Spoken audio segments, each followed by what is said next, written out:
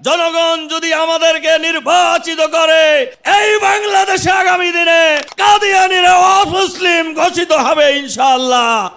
খতমে নবুয়তের উদ্যোগে আজকের এই মহাসম্মেলনের মাননীয় সভাপতি, মাননীয় প্রধান অতিথি সহ দেশ বিদেশের সম্মানিত নেতৃবৃন্দ, সাংবাদিক বন্ধুগণ, সম্মানিত ওলামায়ে কেরাম, দেশবাসী ভাই ও বন্ধুগণ, আসসালামু আলাইকুম ওয়া রাহমাতুল্লাহি ওয়া বারাকাতুহু।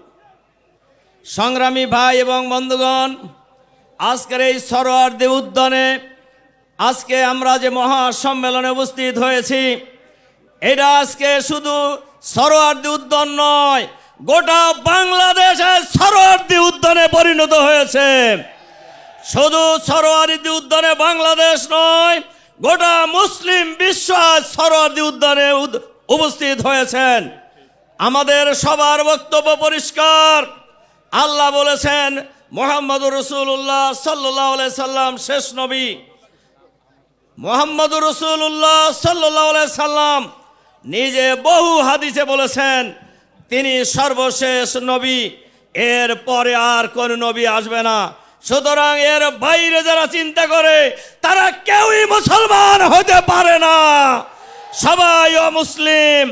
আমরা যদি এই বাংলাদেশে জনগণ যদি আমাদেরকে নির্বাচিত করে, এই বাংলাদেশে আগামী দিনে অমুসলিম কাদিয়ানীরা অমুসলিম ঘোষিত হবে ইনশাআল্লাহ। সংগ্রামী ভাই এবং বন্ধুগণ, কাজে এই অমুসলিমের ব্যাপারে, কাদিয়ানীদেরকে অমুসলিম ঘোষণার ব্যাপারে কারোর কোনো দ্বিমত নেই। আসুন আমরা সবাই মিলে এই আন্দোলনকে আরো জোরদার করি, সেই আহ্বান জানিয়ে আমার বক্তব্য শেষ করছি। আল্লাহ হাফেজ। বাংলাদেশ জিন্দাবাদ। খতমে নবুয়তের আন্দোলন বিজয়ী হোক। আসসালামু আলাইকুম ওয়া রাহমাতুল্লাহ।